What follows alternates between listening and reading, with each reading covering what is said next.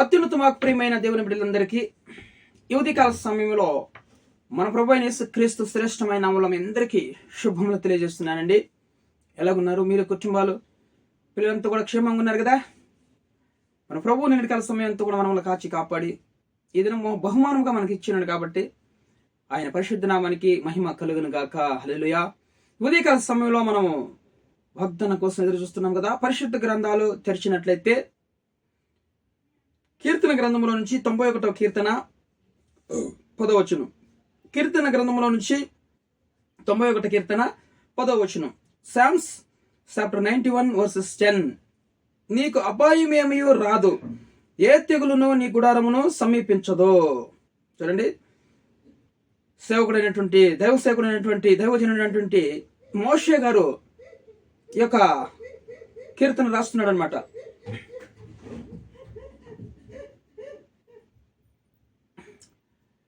దైవ సేవకుడైనటువంటి మోషే ఈ కీర్తన రాస్తున్నాడు.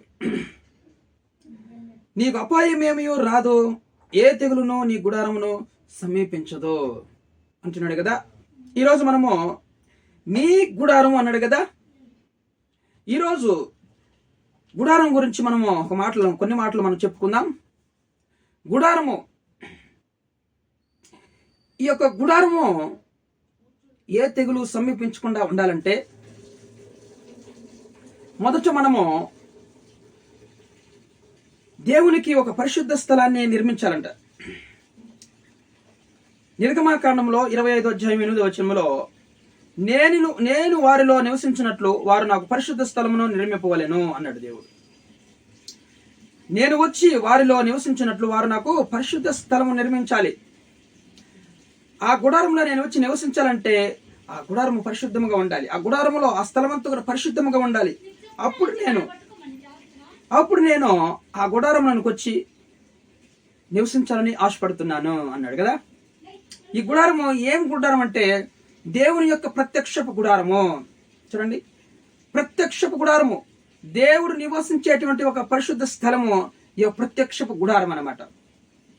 ఈ గుడారంలోనికి ఏ తెగులను సమీపించదు అని చెప్తున్నాడు అన్నమాట. ఏ తెగులు నీ గుడారము సమీపించదు అన్నాడు కదా. ఈరోజు ప్రత్యక్షపు గుడారంలో ఏముంటది అంటే,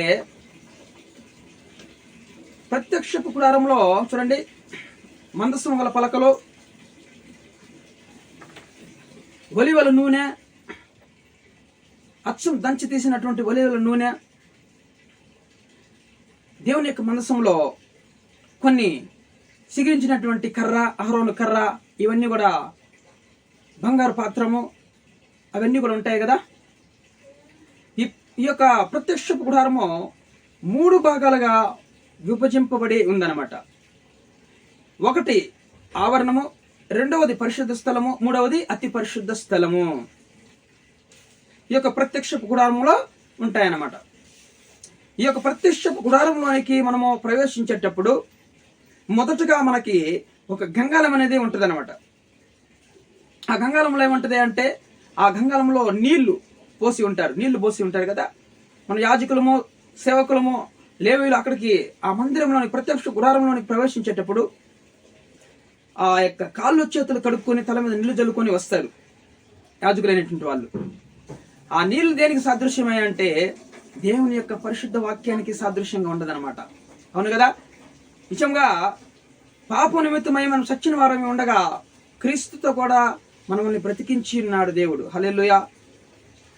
ఎప్పుడైతే మనము పాపంలో సచ్చిన వారమే ఉండగా ఆ క్రీస్తు అనే వాక్యం ద్వారా ఈరోజు మనము పరిశుద్ధ రక్తంలో కడగబడి ఈరోజు దేవుడు మనకు పరలోకం చేరడానికి అవకాశం ఇచ్చాడు. అంతే కదా. ఆ గుడారం చుట్టూ రేకులతో మనం చూడండి, ఆ రేకులతో చూడండి, ఇత్తడి రేకులతో పొదిగింపబడి ఉండదు అనమాట ఆ దేవుని యొక్క ప్రత్యక్ష గుడారము. ఆ మందసము, దేవుని యొక్క మందసం ఉంటుంది అక్కడ దాంట్లో. కాబట్టి ఆ యొక్క మందసానికి ప్రత్యక్ష గుడారంలోనికి ఒకే ఒక ద్వారం ఉంటుంది అనమాట. దానికి అంత లెక్కల చుట్టూ కూడా పొదిగింపబడే రేకులతో ఈ యొక్క ఒకే ఒక ద్వారము తెరబడి ఉంటుంది అనమాట. ఆ ద్వారమే మన ప్రభు అయిన యేసుక్రీస్తు. హల్లెలూయా.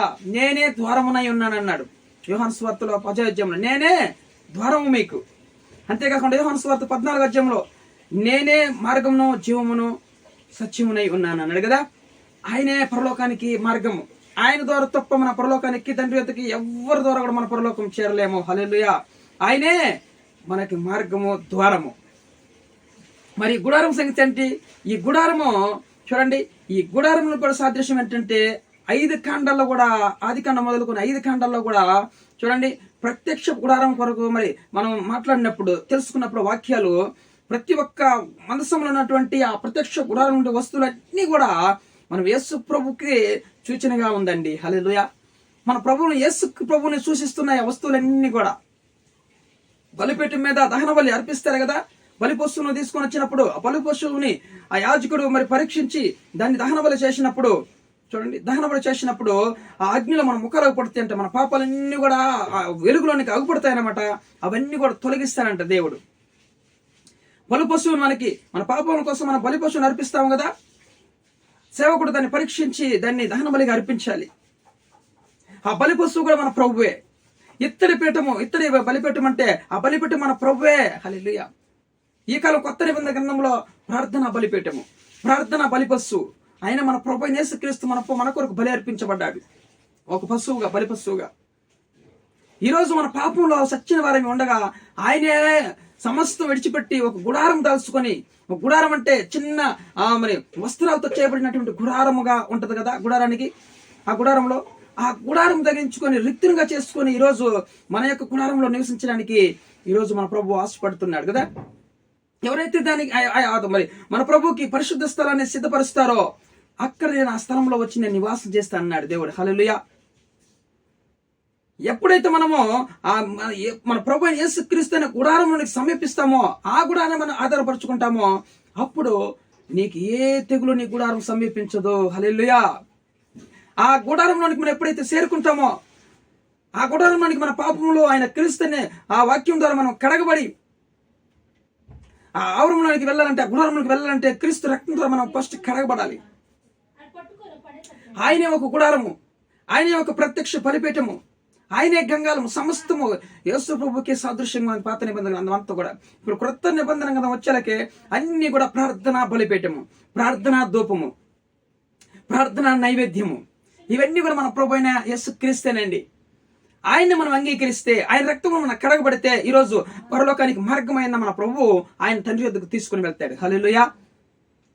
ఆయన వాక్య రూపంలో వచ్చినాడు. ఆ వాక్యంలో ఎప్పుడైతే మనం కడగబడి శుద్ధులుగా చేసుకుని రక్షణ తీసుకుంటామో, మనకి ఆ యొక్క ప్రభుని గుడారంలో మనం చేరుకుంటాం. ఆ గుడారంలో మనం ఉంటే, ఆయన ఆ గుడారం మనం ఆధారం చేసుకుంటే, అప్పుడు మనకి నీ గుడారం ఏ తెగులు సమీపించదు అన్నాడు మోషే గారు. హల్లెలూయా. అప్పుడు మనకి ఏ తెగులు కూడా సమీపించదు, నీకు అపాయం ఏమీ రాదు అన్నాడు. ఎస్, మనకు అపాయం ఏమి రాదు. ఈ లోకంలో ఎన్ని శ్రమలు, ఇరుకులు, ఇబ్బంది వచ్చినా కానీ నీకు మాత్రం అపాయం ఏమి రాదు. ఎందుకంటే నువ్వు ప్రభునే మన యేసుక్రీస్తు అనే గుడారంలో నువ్వు ఉన్నావు కాబట్టి, ఆయన ఒక గుడారం దాల్చుకొని మన కోసం వచ్చినాడు కాబట్టి, ఆ గుడారము మన గుడారాల్లో ఉండాలని ఆశపడుతున్నాడు మన ప్రభు. ఆయనే గుడారం కాబట్టి ఆయన పరిశుద్ధ స్థలం నా కోసం ఏర్పాటు చేయండి, నేను వచ్చి మీ యొక్క హృదయాల్లో నివసించడానికి ఆశపడుతున్నాను. మన హృదయాలను శుద్ధీకరించుకొని ఈరోజు ప్రభు దేవుడైన రక్షకుడని మనం ఎప్పుడైతే తెలుసుకొని మన పాపములన్నీ కూడా మన రక్షణ ద్వారా కడగబడితే, పాపరేషన్ ద్వారా కడగబడితే మన పరలోకంలో చేరుకుంటాం. ఆ ప్రత్యక్ష గుడారంలో మనం చేరుకుంటాం అన్నమాట. ఆ ప్రత్యక్షపు గుడారంలో చేరుకోవాలంటే మనం మొదట కాళ్ళు ఆ గంగాళం దగ్గరకు వెళ్ళి కాళ్ళు చేతులు కడగబడాలి. మనం కడగబడినప్పుడే ఆ నీళ్లు సాదృశ్యం మన వాక్యము ఉదక స్థానం మనం చేసుకుంటే మనం పరలోకానికి చేరుతాం. ఆ ప్రత్యక్ష గుడారంలోనికి మనం వెళుతాము. ఇదే మన ప్రభు అయిన యేసుక్రీస్తు అనే గుడారం. హల్లెలూయా. ఈ గుడారం ఎప్పుడైతే నువ్వు ఆధారం చేసుకుంటావో నీకు అపాయం ఏమియో రాదు, నీ గుడారం ఏ తెగులు కూడా సమీపించదు. దేవుని నామానికి మహిమ కలుగును గాక. హల్లెలూయా. వీడియో చూస్తున్న మీరు అందరూ కూడా సబ్స్క్రైబ్ చేయండి.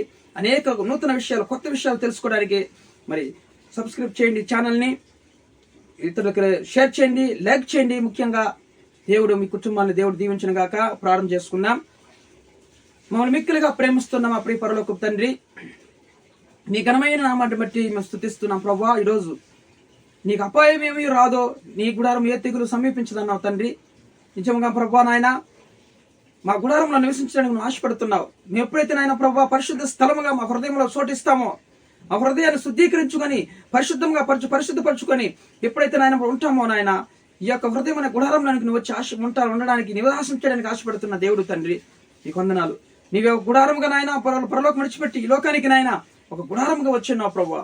ఎప్పుడైతే మిమ్మల్ని ఆధారం చేసుకుంటామో అప్పుడు మా గుడారానికి ఏ తెగులు సమీపించదని లేఖనాలు సెలవిచ్చిన ప్రకారం నాయన ఈ రోజు మా గుడారానికి ఏ తెగులు సమీపించదు, అప్పై మేము రాదన్నావు తండ్రి. ఈ మాటలను బట్టి మేము స్తుతిస్తున్నాం ప్రభువా. ఎవరైతే నాయన ప్రభా ఇంకా ఇరుకు ఇబ్బందుల్లో నాయన కుటుంబాల్లో సమస్యలతో ఉన్నారు, అప్పుల్లో ఉన్నారు ప్రభువా, రోగములతో బాధపడుతున్నారు, వాళ్ళందరినీ మీ గాయపడిన హస్తాలతో ముట్టండి, స్వస్థపరచండి ప్రభువా. ఎవరికి వివాహం కాలేదో వాళ్ళకి మంచి సమాధానం సమకూర్చండి తండ్రి. ఎవరికైతే నాయన ప్రభా అనారోగ్య సమస్యలతో బాధపడుతున్న అందరినీ కూడా ముట్టండి, స్వస్థపరచమని ప్రార్థిస్తున్నాం. ఎవరికైతే మంచి ఉద్యోగాలు లేకుండా బాధపడుతున్నారో వాళ్ళకి మంచి కంపెనీలో మంచి ఉద్యోగం దొరుకునుగా యేసునామములో తండ్రి. ఎందుకంటే నాయన నువ్వు మా కొరకు గుడారంగా వచ్చినావు కాబట్టి నాయన మా కుటుంబంలో నువ్వు నివసిస్తున్నందుకు మీకు వందనాలు చెల్లిస్తున్నాం. మా గుడారానికి ఏ తెగులు సమీపించదని ఈరోజు చక్కని మాటలు వాగ్దానం చేసిన దేవుడు, నమ్మదగిన దేవుడు తండ్రి. నీకు అపాయం ఏమీ రాదన్నావు స్వామి. కృప చూపించమని మాటలను దీవించి ఆశీర్వించమని ప్రార్థిస్తూ ప్రతి ఒక్క జీవితాలను ఆదరించి కనికరించమని ప్రార్థిస్తూ యేసు క్రీస్తు జీవం కలిగిన నామములో ప్రార్థన అడిగి వేడుకొని పొందిన పరలోకపు తండ్రి. ఆమేన్, ఆమేన్, ఆమేన్.